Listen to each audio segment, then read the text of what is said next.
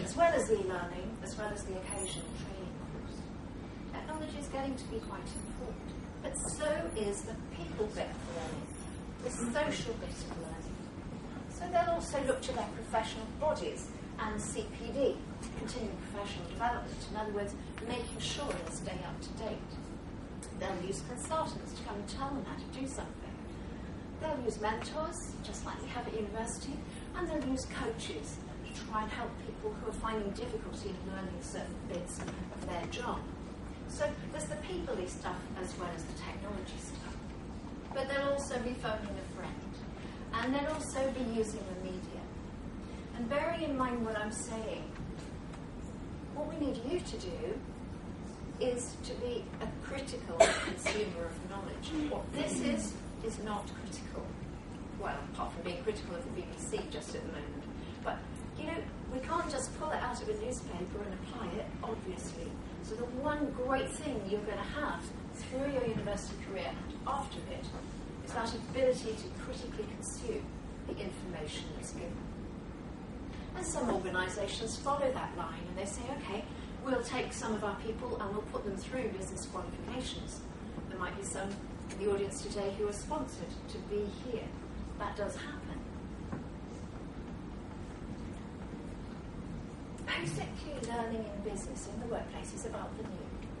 It's about how you relate to the new. It's about your attitude to the new, whether that's technology or not.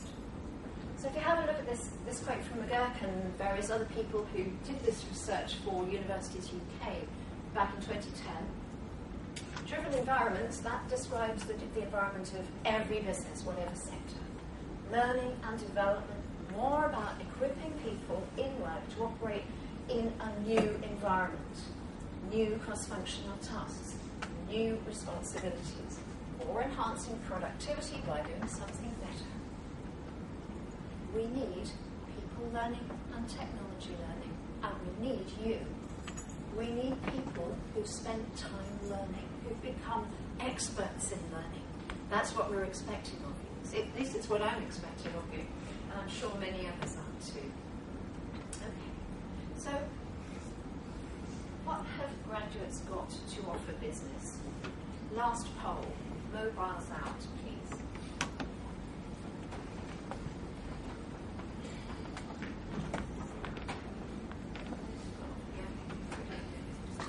There you go. Okay, what have graduates to offer business? Serious thinking going on, please. Tell me what you think is special about a graduate. Why should a graduate earn more than an undergraduate? What do you think a business is getting from that graduate? That's what I need to know. Yeah, sometimes. Good start.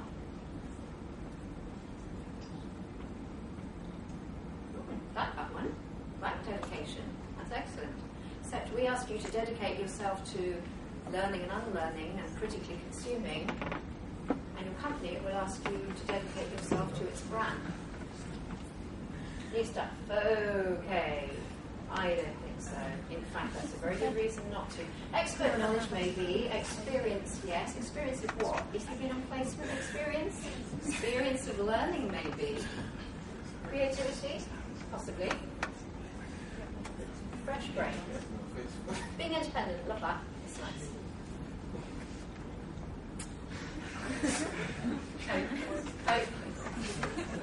Good job, I'm an old woman.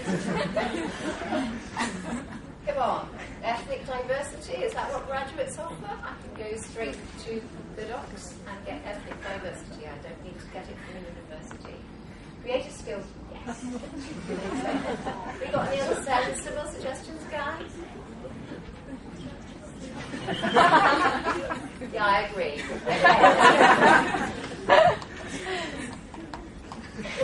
Any more sensible ones coming through? Please, or are I going to waste your texts a bit longer? No?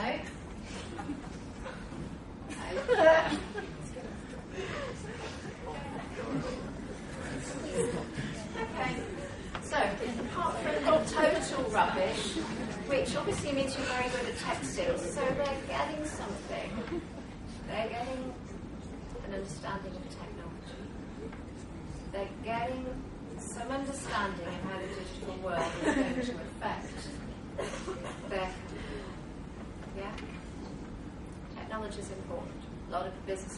by people who do not understand the digital world, that is something you can bring them. Okay, creativity, knowledge. Let's just have a think about the knowledge bit.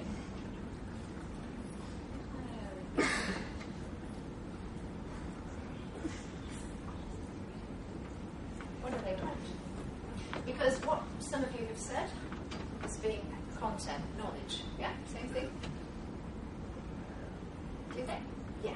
Some employers definitely do. Some employers will need the knowledge that you've gained at university, but that is not the main thing they need. Because an awful lot of the knowledge that you're learning now will be out of date, at least in your second job, if not your first job. Transferable skills, a little bit more important. That was where the creativity came in. That's excellent.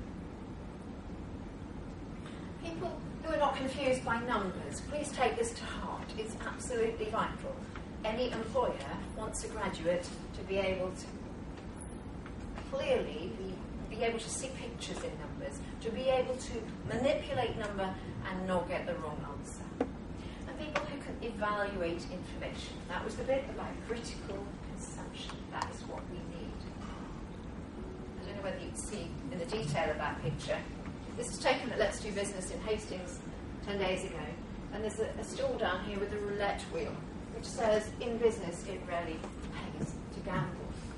However, of course, if you know the numbers, it might pay you very nicely. Okay. Here's the main thesis then. What an employer is paying for is the willingness and ability to learn. You will be experts in learning by the time you graduate. Experts in learning. That's what they're paying for. Someone who can learn fast, who can unlearn, rapidly learn, relearn.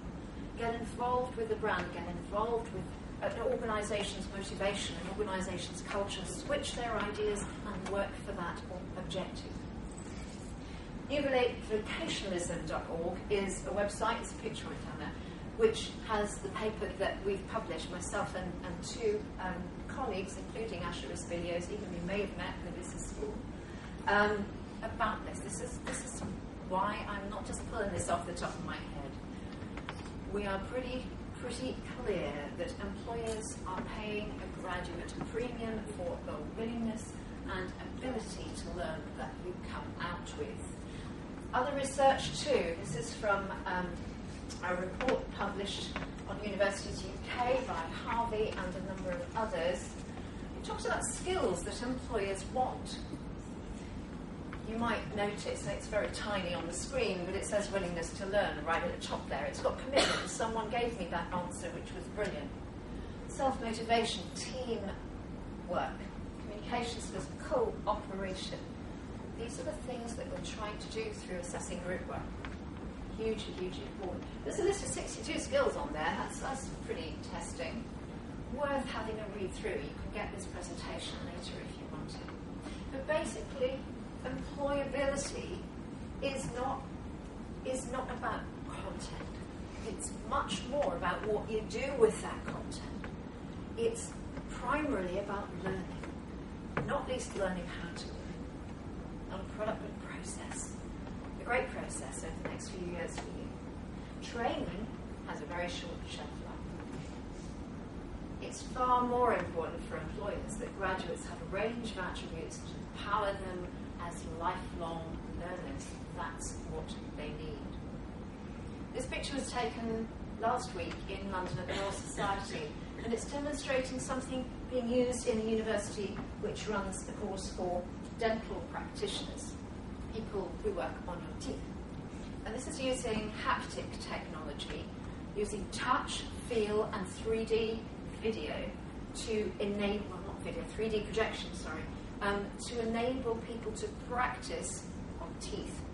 You can imagine you don't get many volunteers to have their teeth practiced on when people are learning to do this particular task. This is a kind of marriage of technology and vocational focus that is coming into universities right now. So here's what we want. We want rapid learning ability, fast learning, unlearning, relearning.